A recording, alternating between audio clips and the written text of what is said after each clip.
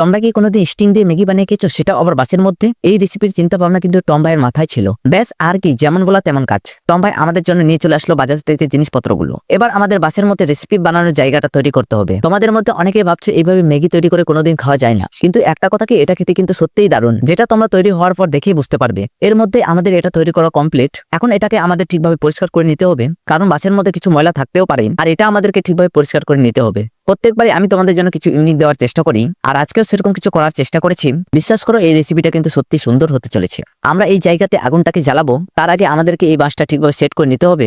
এটা উচ্চতা আমরা মাটি থেকে যথেষ্ট পরিমাণে রেখেছি, যাতে নিচে আগুনটা ঠিকভাবে ধরা যায় আর তার তাপটা পাশের মধ্যে ঠিকভাবে পড়তে পারে। এখন আমাদের যেটা প্রয়োজন হবে সেটা হচ্ছে খড়ি। খড়ি নেওয়ার উদ্দেশ্যে আমরা রওনা দিলাম। সময়টা বর্ষাকালের জন্য মাটি একটু স্যাঁতস্যাঁতে রয়েছে, তাই আমরা খড়ি হিসাবে পাটকাঠি ব্যবহার করব। পাটকাঠি নিয়ে আমরা চলে আসলাম আমাদের গন্তব্যস্থলে। এখন আমরা বাড়ি থেকে আজকের রেসিপি স্টিং ম্যাগি নিয়ে চলে আসলাম। এবার আমাদের দেরি না করে খুব তাড়াতাড়ি কাজে লেগে পড়তে হবে।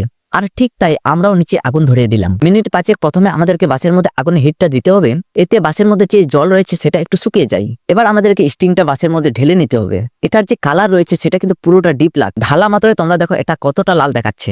এবার আমাদের এই স্টিং কিছুটা সময়ের জন্য ফুটিয়ে নিতে হবে। তার জন্য আমাদেরকে পাটকাঠির মাত্রা একটু বেশি দিতে হবে, যাতে খুব তাড়াতাড়ি হিট পেয়ে স্টিংটা ফুটতে পারে।